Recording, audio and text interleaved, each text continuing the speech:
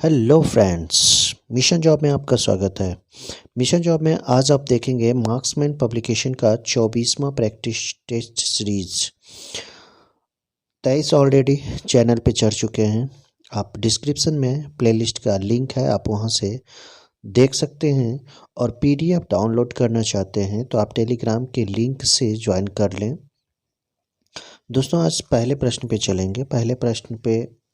आज पहला प्रश्न कहता है, एवरेस्ट की चोटी पर चढ़ने वाली निम्न महिलाओं में सबसे कम आयु वाली कौन थी। तो देखिए, यहाँ दीकी डोलसा जो है ये बहुत कम उम्र की पहली महिला है जो एवरेस्ट की चोटी पर पहुंची है। बछेंद्री पाल भारतीय महिला है जो एवरेस्ट की चोटी पर पहुंची थी। ठीक है, उसके बाद नंबर दूसरा क्वेश्चंस देखें। दूसरा क्वेश्चंस कहता है, गोकुल ग्राम योजना का संबंध है, कहाँ से है ये बताना है। तो गोकुल ग्राम योजना का संबंध गुजरात से है। तीसरा कहता है, स्वर्णिम चतुर्भुज परियोजना क्या है। ये बहुत आसान है, आप जानते होंगे। यह देश के 4 महत्वपूर्ण नगरों को द्रुतगामी 4 लेनों मार्गों से जोड़ने की एक योजना है। ठीक है, यह प्रधानमंत्री अटल बिहारी वाजपेयी के द्वारा 1999 ईस्वी में शुरू की गई थी। देखें चौथा कहता है, इंटरपोल एक अंतर्राष्ट्रीय क्या है। इंटरपोल क्या है, 176 अंतर्राष्ट्रीय पुलिस संगठन है, ध्यान देना है। यह एक पुलिस संगठन है, आपका डी सही जवाब हो जाएगा। 1923 ईस्वी में, याद रखना है, इंटरपोल की स्थापना 1923 ईस्वी में की गई है। इंटरपोल की स्थापना 1923 ईस्वी में की गई है।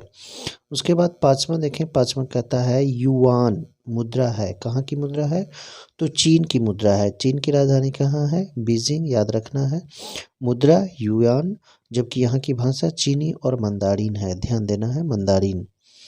उसके बाद सार्क का स्थायी सचिवालय पूछा जा रहा है। तो सार्क का स्थायी सचिवालय जो है काठमांडू में है।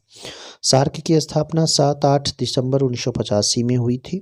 इसका पूरा नाम दक्षिण एशियाई प्रादेशिक सहयोग संगठन है। ठीक है, याद रखना है इस चीज़ को। और इसके जो सदस्य देश हैं, भारत है, पाकिस्तान है, श्रीलंका है, मालदीव, बांग्लादेश है, नेपाल है और भूटान है। इसका जो पहला बैठक हुआ था वो बांग्लादेश की राजधानी ढाका में आयोजित की गई थी, जबकि मुख्यालय काठमांडू में है, याद रखना है।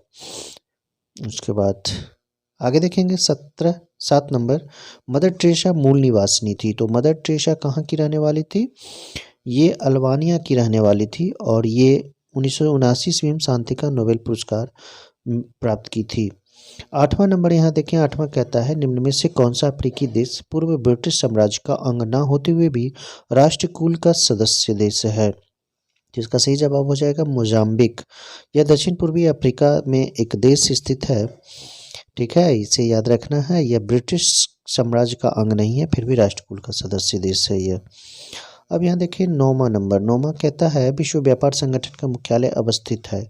तो विश्व व्यापार संगठन का मुख्यालय कहाँ है, जेनेवा में, जिसे WTO वर्ल्ड ट्रेड ऑर्गेनाइजेशन भी बोला जाता है। इसकी स्थापना याद रखना है 1 जनवरी 1995 में की गई है। मुख्यालय जेनेवा जो कि स्विट्जरलैंड में स्थित है।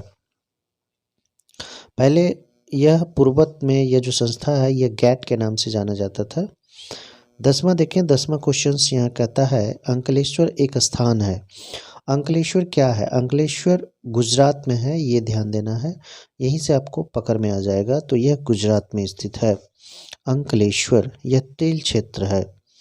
उसके बाद 11 कहा जाता है, 11 का क्वेश्चन है, निम्नलिखित में कौन संयुक्त राष्ट्र संगठन से संबंधित नहीं है। FAO है, उसके बाद ILO ये भी है, WHO ये भी है, ASEAN यानी कि इसको बोला जाता है ASEAN, association of south east Asia nation, इसको आसियान बोला जाता है।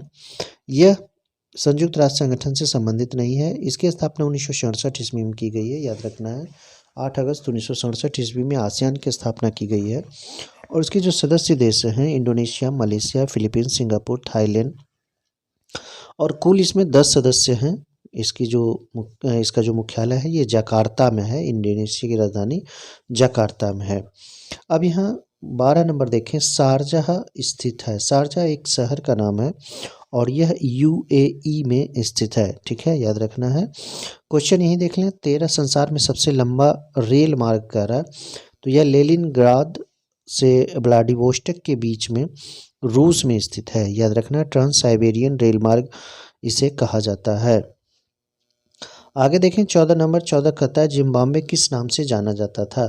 तो जिम्बाब्वे पहले दक्षिणी रोडेशिया के नाम से जाना जाता था, जिसको बदलकर जिम्बाब्वे कर दिया गया।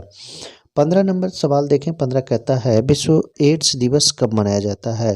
तो विश्व एड्स दिवस 1 दिसंबर को मनाया जाता है, विश्व एड्स दिवस। जबकि 10 दिसंबर मानवाधिकार दिवस है। 14 नवंबर को बाल दिवस के रूप में हम लोग मनाते हैं। 16 कहता है एपीजे अब्दुल कलाम को किस क्षेत्र में भारत रत्न सम्मान प्रदान किया गया है। तो क्षेत्र तो आप जानते होंगे, एपीजे अब्दुल कलाम को प्रक्षेपास्त्र और प्रौद्योगिकी से संबंधित।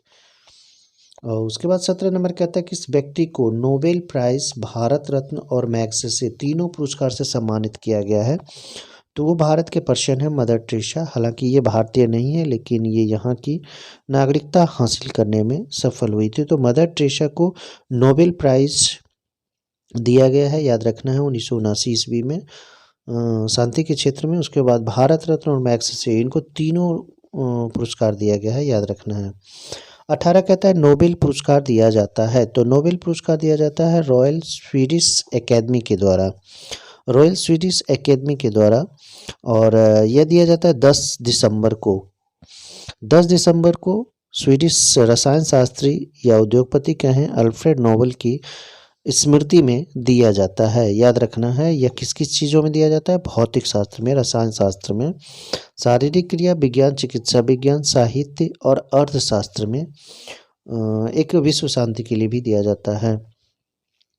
19 देखें, 19 कहता है विश्व में बड़ा द्वीप समूह। तो विश्व में जो बड़ा द्वीप समूह की बात हो तो इंडोनेशिया होता है, जिसमें 13,000 से अधिक द्वीप है। ठीक है, और 6,000 द्वीपों में आबादी है। याद रखना है, ये बहुत इम्पोर्टेंट सवाल। 20वां कहता है निम्नलिखित में से कौन सुमेलित नहीं है। सचिन तेंदुलकर क्रिकेट है, ये तो ठीक है। वाईचिंग भूटिया, ये भी फुटबॉल ठीक है। धनराज पिल्ले हॉकी से संबंधित है, ना कि बैडमिंटन से। देखिए यही पकड़ा गया। महेश भूपति तो टेनिस से है ही। उसके बाद 21 कहता है सिग्मॉइड कोलन किसका नाम है। तो 21 का सही जवाब हो जाएगा बड़ी आंत का नाम है सिग्मॉइड कोलन, कोलन बोला जाता है इसे। उसके बाद क्वेश्चन नंबर 22 देखें। 22 कहता है जब हम किसी वस्तु पिंड को देखते हैं तो रेटिना पर बनने वाला प्रतिबिंब कैसा होगा। तो यह वास्तविक और उल्टा बनता है। 23 नंबर देखें। 23 कहता है मानव मस्तिष्क की कौन सी पाली श्रवण से संबंधित है। तो यह शंख पाली के नाम से जाना जाता है। शंख पाली मस्तिष्क का एक भाग है। 24 का है मस्तिष्क का कौन सा भाग मोटर नियंत्रण में महत्वपूर्ण भूमिका अदा करता है। इसका सही जवाब हो जाएगा सेरिबैलम अनुमस्तिष्क। 25 देखें सवाल। 25 कहता है यूस्टेकियन नलिका शरीर के किस भाग में पाया जाता है। तो यह पाया जाता है कान में। यूस्टेकियन या श्रवण नलिका में स्थित होती है। 26 नंबर सवाल देखें। 26 कहता है प्रेरक कौशल मस्तिष्क के कौन से भाग के साथ संबंधित है। तो 26 का सही जवाब हो जाएगा ललाट भाग से। प्रमस्तिष्क जो कि अग्र मस्तिष्क का एक प्रमुख भाग होता है, ललाट भाग या फ्रंट पिंड, यह प्रेरक कौशल से संबंधित है।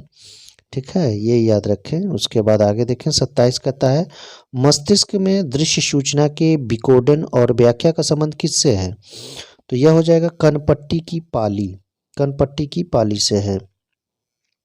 अब आगे देखें मीठे पानी की एक स्वस्थ मछली को खारे पानी में रखा जाए तो उसके संभावित क्या परिणाम होंगे। तो 28 का सही जवाब अगर आप देखें मछली निर्जलीकृत होकर मर जाएगी। तो यही आपका सही जवाब हो जाएगा। कहता है निम्नलिखित विकल्पों में से कौन सी मछली है। तो मछली की अगर बात हो रही है तो यह हो जाएगा सालमन। सालमन जो होती है मछली है।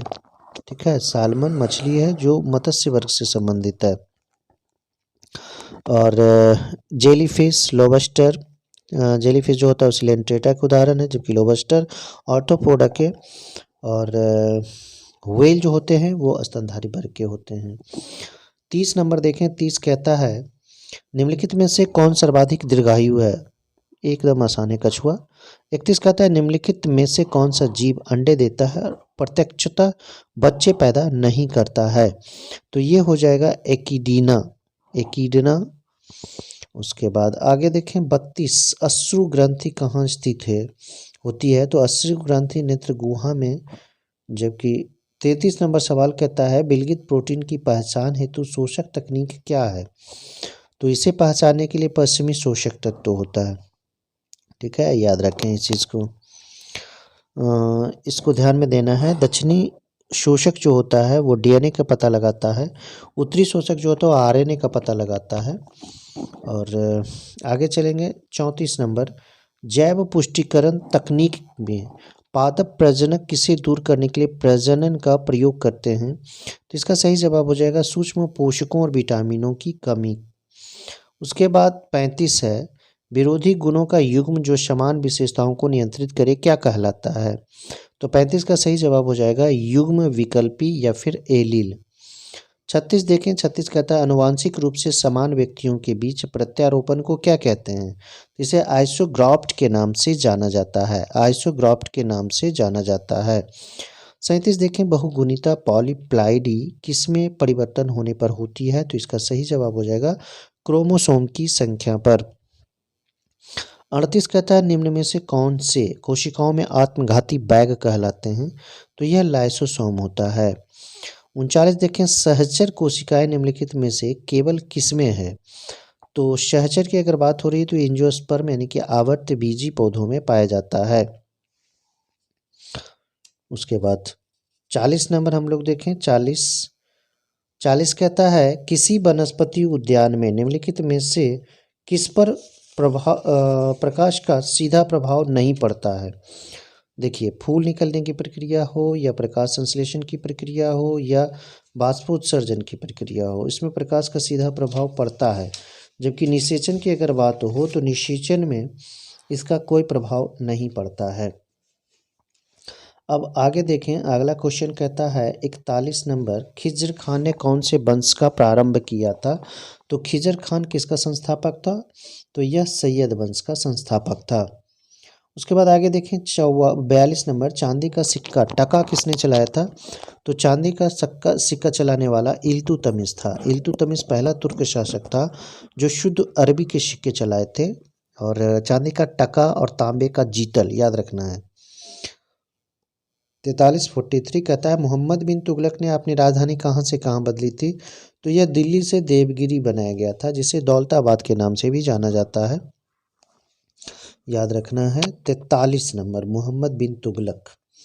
उसके बाद 44 कहता है पोलो या चौगान खेलते समय निम्नलिखित में से किस सुल्तान की मृत्यु हुई है? तो वह सुल्तान कौन है? कुतुबुद्दीन ऐबक। कुतुबुद्दीन ऐबक की मृत्यु जो हुआ है वह चौगान खेल, जिसको आधुनिक पोलो भी बोला जाता है, घोड़ा से गिरने के कारण हुआ था। उसके बाद 45 देख लें, अमीर खुसरो कौन था? तो यह कवि था, अमीर खुसरो कवि था। 1253 ईस्वी में अमीर खुसरो जो था अबुल हसन यामुनुद्दीन खुसरो इसका पूरा नाम है, यह विद्वान और कवि था, याद रखना है। इनके कुछ ग्रंथ हैं किरानुल सादेन, मिफ्ताउल फुतूह, नुह सिपहिर, आसिका, तुगलकनामा, खजाइनुल फुतूह। तो इन सब के नाम कम से कम ध्यान में रखें। 46 कहता है गोल गुंबद क्या है? तो गोल गुंबद जो है वो मोहम्मद आदिल शाह का मकबरा है, जो कि कर्नाटक राज्य के बीजापुर में स्थित है। और यह आदिल शाही वंश के 7वें शासक, ठीक है, 7वें शासक आदिल शाह का मकबरा है। 47 नंबर कहता है तालिकोटा के युद्ध के समय विजयनगर साम्राज्य में कौन से राजवंश का राज था? तो 47 का सही जवाब हो जाएगा सी, तुल्लु वंश। 1542 से 1570 के बीच में तुल्लु वंश का शासक सदाशिव राय ने शासन कर रहा था। और यह जो युद्ध हुआ है 1565 ईस्वी में। 18 कहता है कौन से युद्ध से विजयनगर साम्राज्य का पतन हुआ? तो यह नाम हो गया तालिकोटा युद्ध, जो कि 1565 ईस्वी में हुआ था बहमनी राज्यों की सेनाओं के द्वारा, और विजयनगर के पराजित होने के बाद इसका अंत हो गया था। 49 कहता है 1665 ईस्वी में पुरंदर की संधि का प्रत्यक्ष उद्देश्य क्या था? अगर आप मिलान करें तो मिलान के अनुसार शिवाजी से मैत्री भाव बनाए रखना ये गलत था। शिवाजी और बीजापुर के सुल्तान के बीच विवाद के बीज बोना, देखिए यहीं पे मिल गया इसका सही जवाब। 50 कहता है भारत में मनसबदारी प्रथा किसने शुरू की थी, तो यह अकबर ने शुरू की थी। और उसी तरह 51 है, 51 निम्नलिखित में से कौन सा युग्म सही नहीं है। देखिए सिफाजी अफजल खान से संबंधित है, ये तो ठीक है। नूरजहां माबद खान, ये भी ठीक है। अकबर और राणा प्रताप, ये भी एक दूसरे से युद्ध किए हैं, ये भी सही है। बाबर बैरम खान, ये नहीं है। 52 नंबर देखें, अबुल फजल की सूफी संत के पुत्र थे, तो इसका सही जवाब जाने। शेख मुबारक नागौरी के दूसरे पुत्र थे अबुल फजल। अबुल फजल के द्वारा जो पुस्तक लिखी गई है अकबरनामा और आईने अकबरी है। उसके बाद आगे देखें 53, 53 कहता है निम्नलिखित में से किस सिख गुरु ने अमृतसर की आधारशिला रखी थी, तो अमृतसर का जो आधारशिला रखा गया था वो गुरु रामदास के द्वारा रखा गया था। ठीक है, बाद में वहाँ पे तालाब भी खुदवाया गया था जिसका नाम अमृतसर रखा गया था। और गुरुद्वारा जो बनाया गया था गुरुद्वारा, वो गुरु अर्जुन देव ने बनवाया था। 54 कहता है मध्यकालीन भारत में निम्नलिखित में से किसने पहली बार युद्ध में तोपों का इस्तेमाल किया, तो ये हैं बाबर। 1526 का जो पानीपत का युद्ध हुआ था इब्राहिम लोदी के साथ, उसी में पहली बार बम का प्रयोग किया गया था। 55 शाहजहां के शासनकाल में कौन सा विदेशी यात्री भारत आया था, तो इसका सही जवाब हो जाएगा मनुकी, या मनुची भी इसे बोला जाता है। यह बेनिस यात्री था जो कि शाहजहां के शासनकाल में भारत आया था। उसके बाद आगे देखें 56 नंबर, पानीपत की लड़ाई में बाबर ने किसकी सेना का सामना किया था, तो इब्राहिम लोदी। उसके बाद 57 देखें, ताजमहल को अगर संगमरमर में स्वप्न कहा जाता है, किस स्मारक को पत्थर में स्वर्ण कहा जाता है, तो इसका सही जवाब हो जाएगा पंचमहल। 57 का डी सही जवाब हो जाएगा, सॉरी बी पंचमहल हो जाएगा। 58 देखें, निम्नलिखित में से किस लेखक ने अकबर के दीन इलाही को उनकी मूर्खता का न कि बुद्धिमत्ता का स्मारक कहा है, तो यह हो जाएगा विंसेंट स्मिथ। 59 कहता है जहांगीर के काल में मुगल दरबार में आने वाला पहला अंग्रेज कौन था, तो इसका सही जवाब हो जाएगा विलियम हॉकिंस, जो कि 1608 से 1611 ईस्वी में जहांगीर के दरबार में आया था। उसके बाद 60 देखें, 60 कहता है मुगल वंश का अंतिम शासक, तो यह बहादुर शाह जफर था। बहादुर शाह जफर जिनकी मृत्यु 1862 में हुई थी और इन्हें रंगून भेज दिया गया था, निर्वासित कर दिया गया था। 61 कहता है उपराष्ट्रपति को पद से हटाने के लिए संकल्प किसके द्वारा पेश किया जाता है, तो यह राज्यसभा हो जाता है। अब यहाँ देखें 62 नंबर, 62 कहता है निम्नलिखित में कौन सा कथन सही है। भारत का उपराष्ट्रपति राज्यपाल का पदेन अध्यक्ष होता है। प्रधानमंत्री की सलाह पर राष्ट्रपति राज्यसभा के अध्यक्ष को मनोनीत करते हैं। प्रधानमंत्री की सलाह पर राष्ट्रपति राज्यसभा के, ठीक है। अपने कार्यकाल के कार्य का संपादन करते हुए भारत के महान न्यायवादी राज्यसभा के अध्यक्ष के रूप में भी कार्य करते हैं। राज्यसभा के अध्यक्ष का चुनाव राज्यसभा के सदस्यों के द्वारा उनके बीच से किया जाता है, तो इसका सही जवाब हो जाएगा भारत के उपराष्ट्रपति राज्यसभा का पदेन अध्यक्ष होता है, इस सही जवाब है। 63 देखें, यदि किसी कारणवश राष्ट्रपति एवं उपराष्ट्रपति दोनों का पद खाली रहता है तो राष्ट्रपति के कार्यों को कौन संपादित करेगा, तो ये हो जाएगा भारत के मुख्य न्यायाधीश के द्वारा ऐसा किया जाएगा। उसके बाद 64 कहता है निम्नलिखित प्रस्तावों में से किसका संदर्भित संबंध संघीय बजट से है, तो यह हो जाएगा कटौती प्रस्ताव, कटौती प्रस्ताव। उसके बाद आगे 65, जब न तो लोकसभा के अध्यक्ष और न ही उपाध्यक्ष उपलब्ध हों तो ऐसी स्थिति में लोकसभा की अध्यक्षता कौन करता है, ये देखिए पहला ही है, लोकसभा अध्यक्ष द्वारा चुने गए पीठासीन पदाधिकारियों के पैनल का कोई भी सदस्य इसकी अध्यक्षता करेगा। 66 कहता है लोकसभा अगर रद्द कर दी जाए तब अध्यक्ष पद कब रद्द कर दिए जाएंगे, तो इसका सही जवाब हो जाएगा डी उपरोक्त में से कोई नहीं, ठीक है, याद रखना है। उसके बाद 67 कहता है भारतीय संसद में लोकसभा अध्यक्ष की नियुक्ति किसके द्वारा होती है, तो लोकसभा की जो नियुक्ति की जाती है लोकसभा सदस्यों के द्वारा अपने में से किसी को चुनता है। 68 है, संसद के दोनों सदनों के सदस्य रहे बिना कोई व्यक्ति कब तक मंत्री के रूप में बना रह सकता है? तो यह अवधि है 6 माह। 69 राज्यसभा एक क्या है? अस्थायी निकाय है। राज्यसभा अस्थायी निकाय है, ठीक है।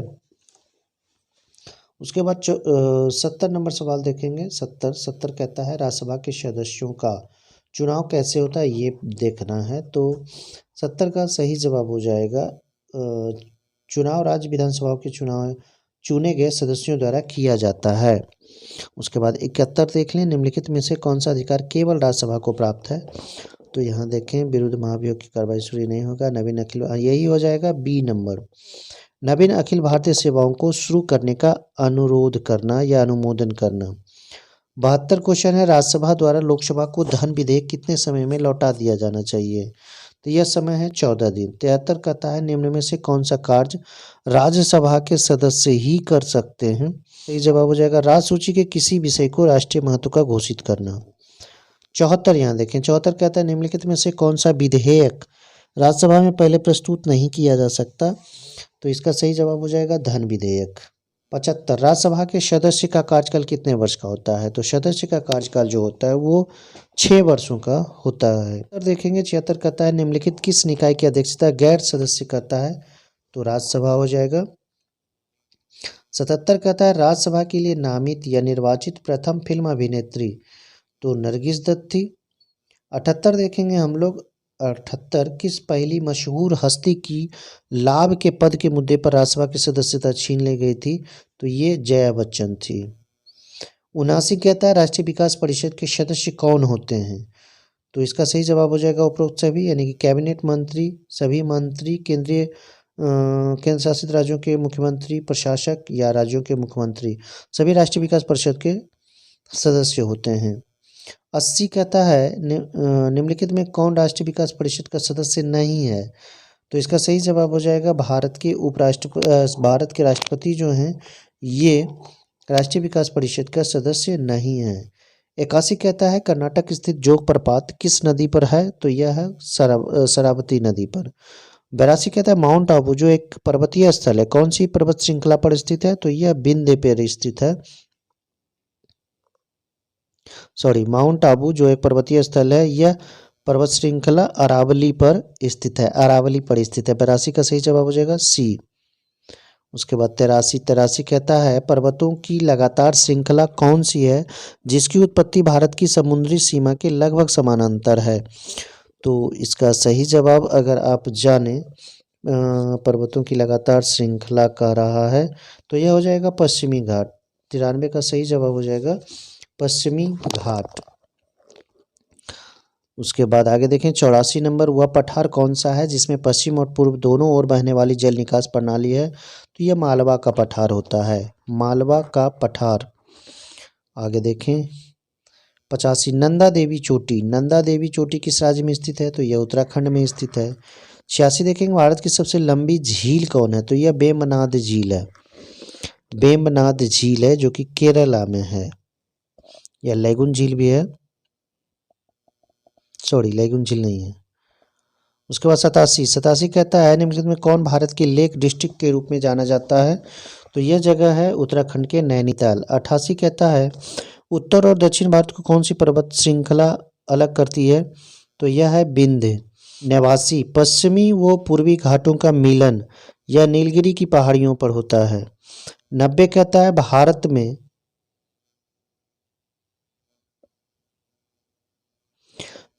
भारत में लाल मिट्टी सामान्यतः कौन से क्षेत्र में पाया जाता है?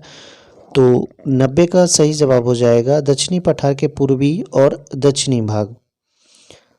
91 काली मिट्टी अन्य किस नाम से जानी जाती है? तो काली मिट्टी को रेगुर मिट्टी के नाम से भी जानते हैं, रेगुर मिट्टी, या फिर इसे कपास मिट्टी के नाम से भी जानते हैं। 92 कहता है सियाचिन ग्लेशियर के पिघलने से बना ऐसी किस नदी का मुख्य स्रोत है? तो नुब्रा हो जाएगा इसका सही जवाब, नुब्रा नदी। 93 देखिए यहाँ पे कहाँ पर भागीरथी और अलकनंदा नदी के मिलने से गंगा बनती है? तो यह हो जाएगा देवप्रयाग में, देवप्रयाग में। 94 गंगा नदी और सिंधु नदी तंत्र के बीच कौन सा क्षेत्र है जो जल क्षेत्र को पृथक करता है? तो 94 का सही जवाब देखें अंबाला। 95 कहता है पंजाब में बड़ी संख्या में क्या है? अप्लावन नहर है। तो 95 का सही जवाब हो जाएगा सतलज नदी। अब यहाँ देखें 96 प्रायद्वीपीय भारत की एकमात्र बारहमासी नदी कौन सी है? तो यह नदी है कावेरी नदी। उसके बाद 97 हम लोग देखेंगे। 97 कहता है भारत के उत्तर पश्चिमी भाग में शीतकाल में निम्नलिखित में किस कारण से वर्षा होती है? तो यह पश्चिमी विक्षोभ के कारण ऐसा होता है। 98 देखें। 98 कहता है प्रायद्वीपीय भारत की सबसे लंबी नदी। तो प्रायद्वीपीय भारत की सबसे लंबी नदी होगी तो गोदावरी हो जाएगी। 98 का सही जवाब बी हो जाएगा। 99 कहता है निम्नलिखित राज्यों में से किसमें सबसे कम साक्षरता दर है? तो यह बिहार है। 100वां और आज का अंतिम, भारत में लिंग अनुपात की गणना कैसे की जाती है? तो 100 का सही जवाब हो जाएगा बी, यानी कि प्रति 1000 पुरुषों पर स्त्रियों की संख्या। दोस्तों वीडियो कैसा लगा लाइक और कमेंट जरूर करें। धन्यवाद।